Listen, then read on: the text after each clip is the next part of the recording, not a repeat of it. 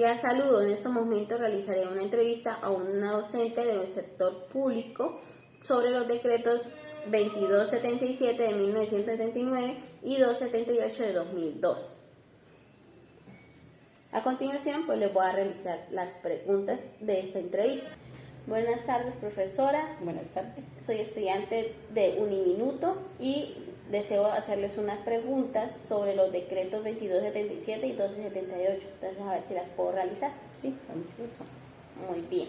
Entonces, como primera pregunta, ¿cree usted que los decretos 1278 y 2277 establecidos en el Estatuto de Profesionalización Docente son coherentes frente a la evaluación y condiciones para acceder al escalafón? Sí, creo. Los dos tienen diferencias. Por ejemplo, el 2277 se le evalúa para ascender en el escalafón, se tiene en cuenta el tiempo y se tienen en cuenta unos créditos de estudio. Y el 1278, para ascender el escalafón hay que hacer un concurso de méritos. Y también se les tiene en cuenta para ascender el estudio que ellos tengan, como especializaciones, maestrías, doctorados. Como segunda pregunta, ¿cuál es la diferencia que existe entre el decreto 1278 y el decreto 2277? Bueno, hay varias diferencias en esos decretos. Por ejemplo, en el 2277 se entra a la planta docente por nombramiento y en el 1278 se entra por concurso. También hay una diferencia en el escalafón. En el 2277, como le decía anteriormente, se va ascendiendo en el escalafón a través de créditos y tiempo. Y en el 1278 por concurso y también se asciende por estudio. Otra de las diferencias, por ejemplo, es que hay una desigualdad salarial. El 2277 llega a un tope, hasta la 14, y hasta ahí se asciende también salarialmente. Mientras que el 1278 ellos tienen como un poquito más de chance para poder, a través del estudio, ir ascendiendo con más y más categorías, y el nivel salarial es mejor, es más bueno que el de 2277, que tiene como un límite, llegan y hay par. En el 2277 hay más libertad y más autonomía para los docentes, porque ellos no están como condicionados a una evaluación que les haga el doctor, como si la tienen los de 1278, que ellos están condicionados a esa evaluación periódica que les hacen todos los años. Entonces hay como cierto temor por lo que les toca que presentar en evaluación, mientras que los otros no. Muy bien, como tercera pregunta dice, ¿qué dice el decreto 2277 sobre las posibilidades de ingreso, permanencia y ascenso para los docentes? Para ascenderse se cuenta con el tiempo y los créditos, como les decía anteriormente, en el decreto 2277. Y en el 1278, pues por el concurso y también por estudio. Para ingresar en el 2277 y en el 1278, pues se necesita tener un título universitario, ¿sí? Y ahí por ejemplo, anteriormente el decreto 2277, pues se nombraba a las personas que eran licenciadas en pedagogía. Y ahorita ya no, porque hay libertad. Entonces por el 1278 hay libertad de que se puede nombrar cualquier profesional, ¿sí? Puede ser hasta un ingeniero. Eso es algo que le dieron como entrada más personal para que trabaje en la docencia. Puede ser un técnico, un tecnólogo, ¿sí? Bueno. En cuanto a la permanencia, el docente escalafonado no podrá ser suspendido o sustituido del cargo si antes de haber sido suspendido del escalafón docente. Y esto será por ineficiencia o también por mala conducta, o ser excluidos por orden de un juez, que esto ya sería por casos graves, ¿sí? Que sí. El docente haya cometido en el plantel educativo. Y en cuanto al ascenso por tiempo de servicio, título docente, cursos de capacitación. Eso es lo que sucede. Muy bien. Como cuarta pregunta, tenemos cuáles son las implicaciones del decreto 278 frente a la evaluación docente? Bueno, las implicaciones en cuanto a se evalúa,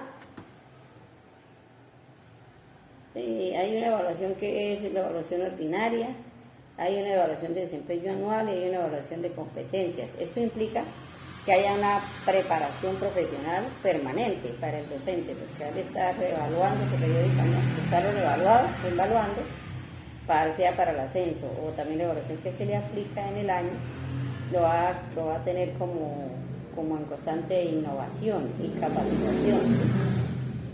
¿Sí? Otra implicación, pues, que tienen un compromiso grande, porque tienen es que presentar esas evidencias y esas capacidades que ellos demuestran y la forma como se desenvuelve en sus clases, porque como todo esto va a ser evaluado, entonces va a haber una competencia mejor en su trabajo, más responsabilidad, desempeño, cumplimiento de las funciones. Entonces esta evaluación tiene varias implicaciones en esta parte, que son muy importantes. Muy bien. ¿Qué condiciones han cambiado para el concurso docente e ingreso al servicio de acuerdo al decreto 1278? Para el ingreso ahorita ya se requiere ser licenciado o profesional. O sea, eso es algo que ha cambiado, porque antes era solamente licenciados en pedagogía. Ahorita ya puede entrar cualquier profesional a la educación, como decir un profesional en ¿qué? En una ingeniería, cualquiera. Lo único es que sí se requiere es que tenga un título universitario o normalista superior y pasar el concurso de méritos. Eso sí es un requisito que tienen ahorita para poder pasar el concurso para quedar nombrado. Porque, como le digo, pues tenemos también docentes provisionales, pero sí se necesita que tengan estos títulos pedagógicos y licenciaturas y profesional en algo. Y el concurso, pues, el cual se hace a través de una evaluación de actitudes, experiencias, competencias, se les evalúa relaciones interpersonales, condiciones de personalidad, todo esto. ¿Cada cuánto se hacen estas evaluaciones, estos concursos? No, eso sí el gobierno es el que fija las fechas para los concursos de nombramientos, el gobierno fija las fechas. Puede ser cada 4 años, cada 5 años. En este momento pues acabo de pasar un concurso docente que ya se saben resultados de los que pasaron y de los que se quedaron. Muy bien.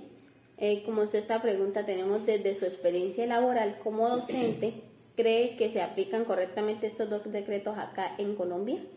Sí, creo que sí. En este momento se están aplicando, como lo dice la ley. De pronto hay algunas alteraciones en cuanto al nombramiento de docentes, pero eso ya es por la cuestión política, porque en todo momento la política está metida en esos nombramientos, de cubrir una plaza o de ayudar a X o Y persona y meterla en provisional. Todo esto se da aquí en Colombia. Muy bien. ¿Qué opinas de la privatización de la educación en Colombia? ¿Es favorable y por qué? No estoy de acuerdo con la privatización, porque esto daría paso a que solo se eduquen los que poseen dinero y esto va a desfavorecer la educación en Colombia. Aumentaría el alfabetismo, ¿sí? Aumentaría el desempleo y la violencia, porque al no haber educación, pues esto es lo que más va a afectar. Entonces, imagínense, una educación privatizada es una educación para el que tiene plata. El que no tiene nada, entonces no va a tener derecho a estudiar, a capacitarse, a ser competente. Muy bien. Como octava pregunta tenemos, ¿cree usted que los decretos 278 y 2277 favorecen más a la educación pública o a la privada? Yo creo que a la educación pública, porque obliga al docente a prepararse para poder ingresar a la carrera docente. Por lo tanto, al estar bien capacitado y también y estar bien capacitado, y también será mejor para tener esa capacitación, ese permanente estudio por concurso, por lo que se les va a venir, por lo que los están evaluando, pues va a ser también mejor el desempeño docente en el aula de clase. Entonces me parece que es como más importante para la educación pública. Muy bien. Como décima pregunta tenemos, ¿cuáles son las diferencias en cuanto al factor económico, en cuanto al factor formación y de estabilidad laboral entre un docente del sector público a un docente privado? En cuanto al factor salarial y estabilidad laboral, es mejor para el docente del sector público. ¿Sí? Porque pues, el docente del sector público, después de que está nombrado, no es tan fácil para sacar de la planta docente. Debe ser porque cometió un error bien grave, ¿sí? Como decía anteriormente. Y el salario también es mejor que en el sector privado. En el sector privado, pues al docente lo pueden contratar, lo pueden dar trabajo por contratos. Y también el hecho de eso que la institución privada le quiera pagar. Claro, ciñéndose a lo que dice la ley sobre el salario mínimo, y ahí ya lo que ellos quieran pagar. Mientras que el docente del sector público sí tiene un régimen especial en salarios, en estabilidad. Entonces sí está mejor parte. ¿Cree usted que existen diferencias frente a la formación pedagógica entre un docente del sector público y un docente del sector privado? No creo. La formación pedagógica es igual, ya que para ingresar a la planta de personal docente se necesita que sean licenciados o sean profesionales o normalistas superiores. O sea, en esa preparación sí ingresamos todos igual. Muy bien. Y para concluir, o sea que podemos nosotros concluir que hay una diferencia bien marcada entre los dos decretos que cobijan al cuerpo docente colombiano. Sí, tenemos varias diferencias que nos marcan en cuanto a estabilidad, en cuanto nomás a la evaluación que a ellos les realizan, mientras que a los otros docentes no. Entonces sí hay una diferencia bien marcada entre los dos decretos. Muy bien, profesora, muchísimas gracias por su atención, por su tiempo prestado. De nada.